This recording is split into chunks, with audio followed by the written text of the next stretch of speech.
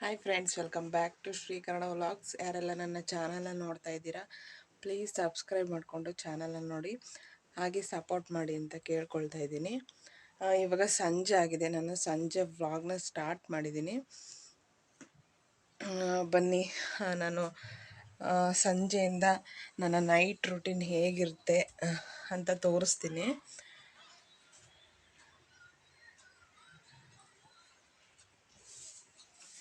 ಇವಾಗ ತಾನೇ ತಲೆ ಬಚ್ಕೊಂಡು ಮುಖ ತೊಳ್ಕೊಂಡ್ಬಿಟ್ಟು ಹಣೆಗೆ ಇಟ್ಕೊಂಡಿದ್ದೀನಿ. ಇದು ನೋಡಿ, ನಮ್ಮ ಹಿತ್ಲೆಲ್ಲ ಬಿಟ್ಟಿರೋದು ಒಂದೇ ಒಂದು ಗಿಡದಲ್ಲಿ ಎಷ್ಟು ಚೆನ್ನಾಗಿ ಬಿಟ್ಟಿದೆ, ಎಷ್ಟು ಹೂವು ಬಿಟ್ಟಿದ್ದಾವೆ. ಇದು ಸೀಸನ್ ಅನಿಸುತ್ತೆ, ನನಗೂ ಗೊತ್ತಿಲ್ಲ ಅಷ್ಟು. ತುಂಬ ಸ್ಮೆಲ್ ಚೆನ್ನಾಗಿದೆ, ಅದರಲ್ಲೂ ನನಗೆ ಮಲ್ಲಿಗೆ ಹೂವು ಅಂದರೆ ತುಂಬ ಇಷ್ಟ. ಬೇರೆ ಎಲ್ಲ ಹೂಗಿನ್ನೂ ಮಲ್ಲಿಗೆ ಹೂವು ಅಂದರೆ ನನಗೆ ಸಖತ್ ಇಷ್ಟ. ಹಾಗಾಗಿ ಮುಡ್ಕೊಳ್ಳೋಣ ಅಂತ ಕಟ್ಟಿಟ್ಟಿದ್ದೀನಿ. ನೋಡ್ತಾ ಇರ್ಬೋದು, ಇದೆಲ್ಲ ಬಟ್ಟೆ ಏನಪ್ಪ ಈ ಥರ ಆಗಿದೆ ಅಂತ. ಹೊರಗಡೆ ಧೂಳಲ್ವಾ, ಹೇಳ್ತಾ ಇದ್ದೀನಿ, ಹಳೆ ವಿಡಿಯೋದಲ್ಲೇ ಹೇಳಿದ್ದೀನಿ. ಟ್ಯಾಕ್ಟ್ರಿಗಳೆಲ್ಲ ಹೊಡಿತಾ ಇರ್ತಾರೆ, ಹಾಗಾಗಿ ಧೂಳು ಬರ್ತಾ ಇರುತ್ತೆ. ಹಾಗಾಗಿ ಒಳಗಡೆನೇ ಒಣಾಕಿದ್ದೀನಿ. ಒಂಥರ ಧೂಳಿನ ಸ್ಮೆಲ್ ಬರುತ್ತಲ್ವ, ಹಾಗಾಗಿ ಒಳಗಡೆನೇ ಒಣಾಕೊಂಡಿದ್ದೀನಿ. ನೋಡೋಣ ಬನ್ನಿ, ನನ್ನ ಸಂಜೆಯಿಂದ ನೈಟ್ ರೂಟೀನ್ ಹೇಗಿರುತ್ತೆ ಅಂತ ನಿಮ್ಮ ಹತ್ರ ಶೇರ್ ಮಾಡ್ಕೊಳ್ತೀನಿ. ಸೊ ಇವಾಗ ಹೂವನ್ನ ಮುಡ್ಕೊಂಡ್ಬಿಟ್ಟು ಮುಂದಿನ ಕೆಲ್ಸಗಳನ್ನ ಮಾಡ್ಕೋಬೇಕು. ಬನ್ನಿ, ಇವಾಗ ಅಡುಗೆ ಮಾಡಬೇಕು. ಅಡುಗೆ ಮಾಡಿ ಎಲ್ಲ ಕೆಲಸಗಳಾಗಿದೆ ಒಂದು ಕಡೆಯಿಂದ. ಇವಾಗ ಅಡುಗೆ ಮಾಡಬೇಕು. ಬನ್ನಿ, ನಾನು ಹೇಗೆ ಮಾಡ್ತೀನಿ ಅಂತ ನಿಮ್ಮ ಹತ್ರ ಶೇರ್ ಮಾಡ್ಕೊಳ್ತೀನಿ. ಇವತ್ತು ಮುದ್ದೆ ಅನ್ನ ಸಾಂಬಾರು ಮಾಡ್ತಾಯಿದ್ದೀನಿ.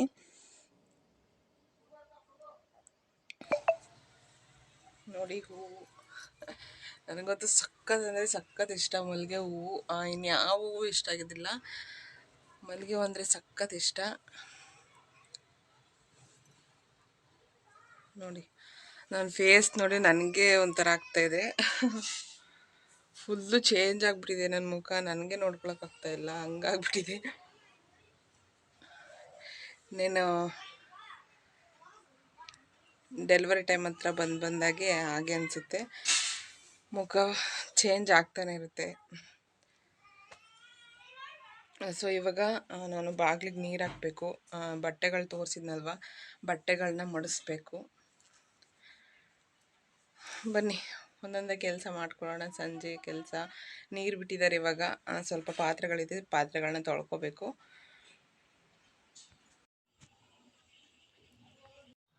ಇವಾಗ ತಾನೇ ಪಾತ್ರೆಗಳನ್ನೆಲ್ಲ ತೊಳೆದ್ಬಿಟ್ಟು ಬಂದು ಒಂದು ಲೋಟ ಟೀ ಮಾಡ್ಕೊಂಡು ಕುಡಿಯೋಣ ಅನ್ನಿಸ್ತು. ಅದಕ್ಕೆ ಒಂದು ಲೋಟ ಟೀ ಮಾಡಿಕೊಂಡು ಕುಡಿದು ಆಮೇಲೆ ಅಡುಗೆ ಸ್ಟಾರ್ಟ್ ಮಾಡ್ಕೊತೀನಿ. ಫ್ರೆಂಡ್ಸ್, ಯಾರಿಗೆಲ್ಲ ವೀಡಿಯೋಸ್ ಇಷ್ಟ ಆಗುತ್ತೆ ಪ್ಲೀಸ್ ಲೈಕ್ ಮಾಡಿ, ಶೇರ್ ಮಾಡಿ, ಹಾಗೆ ಸಬ್ಸ್ಕ್ರೈಬ್ ಮಾಡಿಕೊಂಡು ನನ್ನ ಚಾನಲ್ನ ನೋಡಿ ಅಂತ ಕೇಳ್ಕೊಳ್ತಾ ಇದ್ದೀನಿ. ಹೀಗೆ ಸಪೋರ್ಟ್ ಮಾಡಿ. ಸೊ ಫ್ರೆಂಡ್ಸ್, ಇವಾಗ ಮೊಳಕೆ ಹುಳಿಕಾಳು ಸಾಂಬಾರು ಮಾಡ್ತಾಯಿದ್ದೀನಿ. ಇದು ತುಂಬಾ ಅಂದರೆ ತುಂಬ ಚೆನ್ನಾಗಿರುತ್ತೆ. ಮೊಳಕೆ ಹುಳಿಕಾಳಲ್ಲಿ ಯಾವ ಥರ ಸಾಂಬಾರು ಮಾಡಿದರೂ ತುಂಬ ಟೇಸ್ಟ್ ಇರುತ್ತೆ.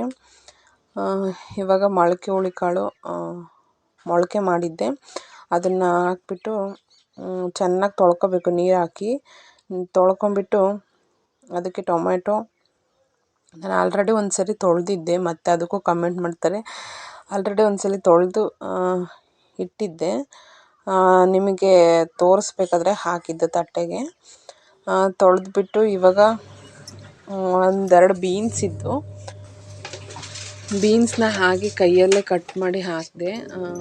ಬೀನ್ಸು ಒಂದು ಸ್ವಲ್ಪ ಆಲೂಗಡ್ಡೆ ಹಾಕಿದರೆ ತುಂಬ ಚೆನ್ನಾಗಿರುತ್ತೆ. ಆಲೂಗಡ್ಡೆ ಇರಲಿಲ್ಲ, ಹಾಗಾಗಿ ಬೀನ್ಸ್ ಅಷ್ಟೇ ಇದ್ದಿದ್ದು, ಬೀನ್ಸ್ ಹಾಕಿದ್ದೀನಿ. ಇಲ್ಲಿ ನಾನು ಖಾರಕ್ಕೆ ರುಬ್ಕೊಳ್ಳೋದಕ್ಕೆ ನೋಡ್ತಾ ಇರ್ಬೋದು, ಕಾಯಿ, ಖಾರದ ಪುಡಿ, ಸಾಂಬಾರು ಪುಡಿ ಇದೆ, ಎರಡನ್ನೂ ಮನೇಲೇ ಮಾಡಿರೋದು. ಹುಣಸೆಹಣ್ಣು, ಹಾಗೆ ಸ್ವಲ್ಪ ಈರುಳ್ಳಿ ಹಾಕ್ಕೊಳ್ಳಿ, ಅದು ಒಗ್ಗರಣೆಗೂ ಹೆಚ್ಚಿಟ್ಟಿದ್ದೀನಿ. ಹಾಗೆ ಖಾರಕ್ಕೂ ಸ್ವಲ್ಪ ಹಾಕ್ಕೊಳ್ಳೋದಕ್ಕೆ ಅಂತ ಹೆಚ್ಚಿಟ್ಟಿದ್ದೆ. ಇದಿಷ್ಟನ್ನು ಹಾಕ್ಕೊಂಡು ರುಬ್ಕೋಬೇಕು.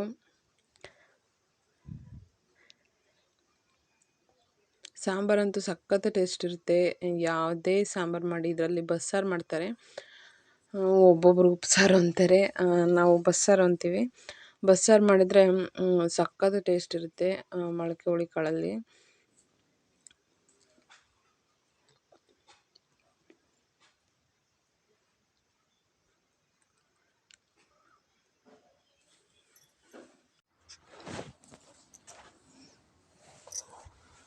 ಸೊ ಫ್ರೆಂಡ್ಸ್, ಇವಾಗ ಅದನ್ನು ಖಾರಕ್ಕೆ ಹಾಕ್ಕೊಂಡಿದ್ನಲ್ಲ ಅದನ್ನೆಲ್ಲ ರುಬ್ಕೊಂಡ್ಬಿಟ್ಟು ಒಗ್ಗರಣೆ ಹಾಕಿದರೆ ಸಾಂಬಾರು ರೆಡಿ ಆಯಿತು ಅಂತಲೇ ಅರ್ಥ. ನನ್ನ ಮಗ ಬಂದಲ್ಲಿ ಉಪ್ಪು ಕೊಡು ಅಂತ ಇದ್ದ. ಅವ್ರು ಸ್ವಲ್ಪ ಉಪ್ಪಿಂದು ಅಂದರೆ ಉಪ್ಪು ತಿನ್ನೋದು ಸ್ವಲ್ಪ ಇದು, ಎಲ್ಲಾದರೂ ಉಪ್ಪು ನೋಡೋಂಗಿಲ್ಲ, ಸ್ವಲ್ಪ ಕೊಡು ಮಮ್ಮಿ ಅಂತಾನೆ. ಹಾಗಾಗಿ ಒಂದು ಸ್ವಲ್ಪ ಉಪ್ಪು ತಿನ್ನೋದಂದ್ರೆ ಭಾಳ ಇಷ್ಟ ಅವನಿಗೆ. ಯಾವ ಮಕ್ಕಳೆಲ್ಲ ನಿಮ್ಮ ಮಕ್ಕಳು ಇದೇ ಥರ ಮಾಡ್ತಾರಾ, ಹೇಗೆ ಏನಂತ ಕಮೆಂಟ್ ಮಾಡಿ ತಿಳಿಸಿ. ಇವಾಗ ಪಾತ್ರೆ ಇಟ್ಟಿದ್ದೀನಿ ಒಗ್ಗರಣೆ ಹಾಕೋದಕ್ಕೆ.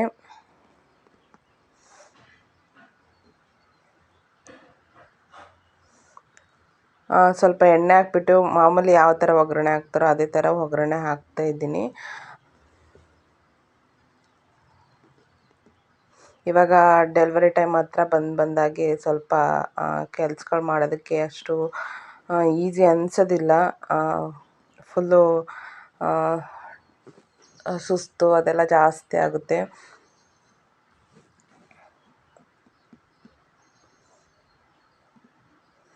ಸ್ವಲ್ಪ ಕರಿಬೇವು ಹಾಗೆ ಈರುಳ್ಳಿ ಸಾಸಿವೆ ಹಾಕ್ಕೊಂಡ್ಬಿಟ್ಟು ಒಗ್ಗರಣೆಗೆ ಹಾಕ್ತಾಯಿದ್ದೀನಿ. ಹಾಗೆ ಇಲ್ಲಿ ಆವಾಗಲೇ ಮೊಳಕೆ ಹುಳಿ ಕಾಳು ಬೇಯಿಸಿಟ್ಕೊಂಡಿದ್ದೀನಿ.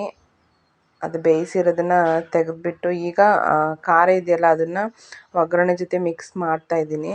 ಒಂದು 5 ನಿಮಿಷ ಅದು ಕುದಿ ಹತ್ತಬೇಕು. ಒಂದು 5 ನಿಮಿಷ ಅದು ಖಾರ ಹೊಂದ್ಕೋಬೇಕಲ್ವ, ಹಾಗಾಗಿ 5 ನಿಮಿಷ ಬಿಟ್ಟು ಈ ಬೇಯಿಸ್ಕೊಂಡಿದ್ದೀನಲ್ವ ಅದನ್ನು ಹಾಕ್ಕೊತೀನಿ.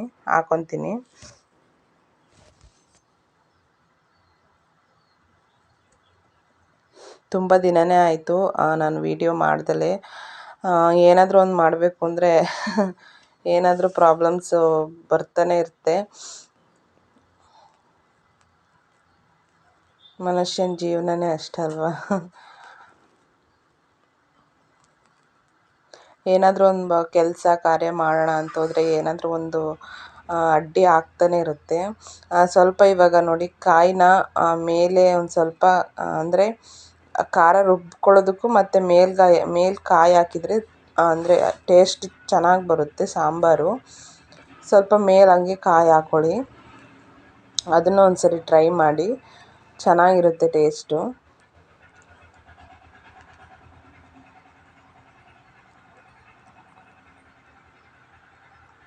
ನಮ್ಮನೆಯವ್ರು ಅದೇ ಬೇಕು ಇದೇ ಬೇಕು ಅಂತ ಕೇಳೋದಿಲ್ಲ ಊಟಕ್ಕೆ. ಯಾವ್ದು ಮಾಡಿದ್ರು ಪಾಪ ತಿಂತಾರೆ, ಯಾಕೆಂದರೆ ಈ ಟೈಮಲ್ಲಿ ಆಗಲ್ಲಲ್ವ. ಹಾಗಾಗಿ ಅವರು ಅದೇ ಬೇಕು ಇದೇ ಬೇಕು ಅಂತ ಕೇಳೋದಿಲ್ಲ, ತಿಂತಾರೆ. ಇಲ್ಲಿ ನೋಡಿ ಮೊಬೈಲ್ ಬಿತ್ತು. ಅದು ಏನಪ್ಪ ಅಂದರೆ ಅದರಲ್ಲಿ ಇದು ಹೋಗಿದೆ ರಬ್ಬರು ಸ್ಟ್ಯಾಂಡಲ್ಲಿ. ಅದು ರಬ್ಬರ್ ಹೋಗಿರೋದಕ್ಕೆ 2 ಸರಿ ಬಿದ್ದುಬಿಡ್ತು ಮೊಬೈಲು.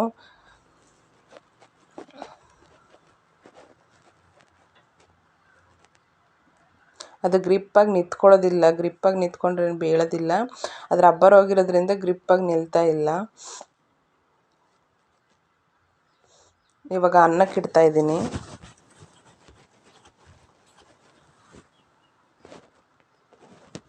ಅಡುಗೆ ಅಂದರೆ 1/4 ಗಂಟೆ ಅರ್ಧ ಗಂಟೆಗೆ ಆಗಿಬಿಡುತ್ತೆ. ಬೇಗ ಮಾಡಬೇಕು ಅಡುಗೆನ, ಯಾಕೆಂದರೆ ಈ ಸೆಕೆಯಲ್ಲಿ ಅಲ್ಲಿ ಅಡುಗೆ ಮನೆಯಲ್ಲಂತೂ ನಿಲ್ಲೋದಕ್ಕೆ ಆಗೋದಿಲ್ಲ. ಹಾಗಾಗಿ ಬೇಗ ಮುಗಿಸ್ಕೋಬೇಕು ಅಡುಗೆನ. ಇಲ್ಲಾಂದರೆ ಫುಲ್ಲು ಬೆವ್ತೋಗ್ಬಿಟ್ಟಿರುತ್ತೆ ಮುಖ ಎಲ್ಲ, ಅಷ್ಟು ಸೆಕೆ. ಇವಾಗ ಮುದ್ದೆಗಿಟ್ಟೆ ನೀರನ್ನ.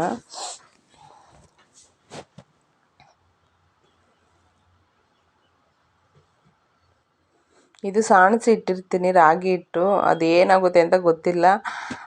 ಸಾಣಿಸಿ ಇಟ್ಟಿದ್ರು ಅದು ಒಂಥರ ಪರೆ ಪರೆ ಥರ ಬರುತ್ತಲ್ಲ, ಆ ಥರ ಇದಾಗಿರುತ್ತೆ ಹಿಟ್ಟು. ಅದಕ್ಕೆ ಇನ್ನೊಂದು ಸರಿ ಸಾಣಿಸ್ಕೊತೀನಿ. ಸಾಣಿಸಿ ಇಟ್ಟಿದ್ರು ಮತ್ತೆ ಇನ್ನೊಂದು ಸರಿ ಸಾಣಿಸ್ಕೊಳ್ದೆ ಮುದ್ದೆ ಮಾಡೋಂಗೆ ಆಗೋದಿಲ್ಲ. ಯಾಕೆಂದ್ರೆ ಆ ಥರ ಅಂದರೆ ಪರ್ಪರೆ ಥರ ಅದೇನೋ ಒಂಥರ ಹಿಟ್ಟು ಇದಾಗಿರುತ್ತೆ. ಅದು ಯಾಕೆ ಅಂತ ಗೊತ್ತಿಲ್ಲ. ಒಬ್ಬೊಬ್ರ ಕೈಯಲ್ಲೇ ಆ ಥರ ಆಗುತ್ತಾ ಏನು ಅಂತ ನನಗೆ ಗೊತ್ತಿಲ್ಲ. ಇವಾಗ ಮುದ್ದೆಗೆ ಇಡ್ತಾಯಿದ್ದೆ. ಜಾಸ್ತಿ ಹೊತ್ತು ನಿಲ್ಲೋದಕ್ಕೂ ಆಗೋದಿಲ್ಲ, ಹಾಗಾಗಿ ಹೆಂಗೋ ಮಾಡ್ತಾಯಿದ್ದೆ. ಆಮೇಲೆ ನಮ್ಮ ಮನೆಯವ್ರು ಬಂದುಬಿಟ್ಟು, ತೆಗಿ ನಾನು ಮಾಡ್ತೀನಿ, ಆಗ್ತಾಯಿಲ್ಲಲ್ಲ ನಿನಗೆ ಅಂತ. ಅವರು ಸ್ವಲ್ಪ ಹೆಲ್ಪ್ ಮಾಡ್ತಾರೆ, ಎಲ್ಲದರಲ್ಲೂ ಮಾಡ್ತಾರೆ ಹೆಲ್ಪ್ನ.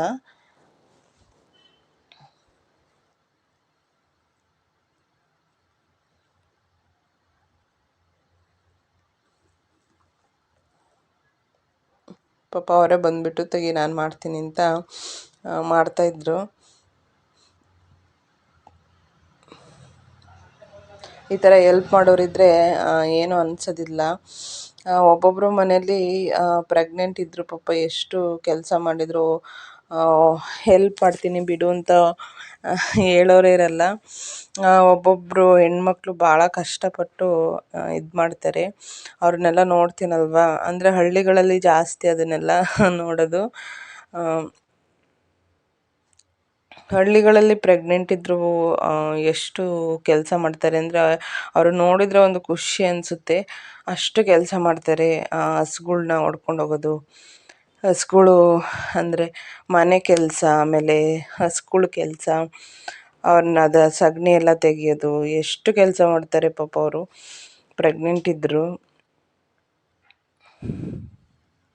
ಅವ್ರನ್ನೆಲ್ಲ ನೋಡೋದಕ್ಕೆ ಒಂದು ಖುಷಿ ಅನಿಸುತ್ತೆ. ನೋಡಿ, ಮುದ್ದೆ, ಅನ್ನ, ಸಾಂಬಾರೆಲ್ಲ ರೆಡಿ ಆಯಿತು. ಸಾಂಬಾರು ನೋಡ್ರಿ ಎಷ್ಟು ಚೆನ್ನಾಗಿ ಕಾಣ್ತಾ ಇದೆ. ಮುದ್ದೆ ಎರಡೇ ಮುದ್ದೆ, ನಾವಿಬ್ಬರೇ ಅಲ್ವಾ, ಹಾಗಾಗಿ ಎರಡೇ ಮುದ್ದೆ.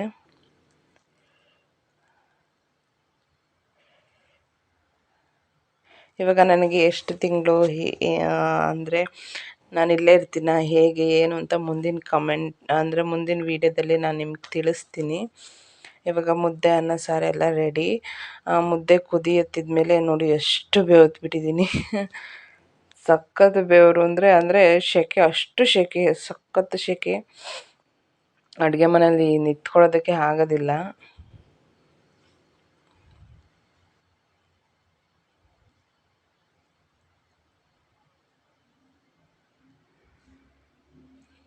ಎರಡು ಮುದ್ದೆ ರೆಡಿ ಆಯಿತು.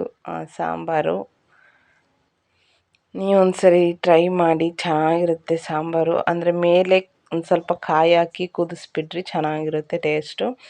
ಬನ್ನಿ ಊಟ ಮಾಡೋಣ. ಮುದ್ದೆ, ಅನ್ನ, ಸಾಂಬಾರು, ಮೊಳಕೆ ಹುಳಿಕಾಳು ಸಾಂಬಾರು. ಸೊ ಫ್ರೆಂಡ್ಸ್, ಯಾರಿಗೆಲ್ಲ ವೀಡಿಯೋಸ್ ಇಷ್ಟ ಆಗುತ್ತೆ ಇನ್ನೊಂದು ಸರಿ ಹೇಳ್ತಾ ಇದ್ದೀನಿ, ಪ್ಲೀಸ್ ಪ್ಲೀಸ್ ಪ್ಲೀಸ್ ಸಬ್ಸ್ಕ್ರೈಬ್ ಮಾಡ್ಕೊಳ್ಳಿ, ಶೇರ್ ಮಾಡಿ, ಹಾಗೆ ಲೈಕ್ ಮಾಡಿ, ಪ್ಲೀಸ್ ಸಪೋರ್ಟ್ ಮಾಡಿ ಅಂತ ಕೇಳ್ಕೊಳ್ತಾ ಇದ್ದೀನಿ.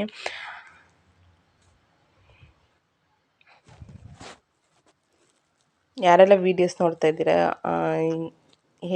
ಹೇಗೆ ಬಂದಿದೆ ಅಡುಗೆ ಅಂತ ಪ್ಲೀಸ್ ಕಮೆಂಟ್ ಮಾಡಿ ತಿಳಿಸಿ. ಹೀಗೆ ನನ್ನ ವೀಡಿಯೋಸ್ಗೆ ಸಪೋರ್ಟ್ ಮಾಡ್ತಾಯಿರಿ ಅಂತ ಕೇಳ್ಕೊಳ್ತೀನಿ.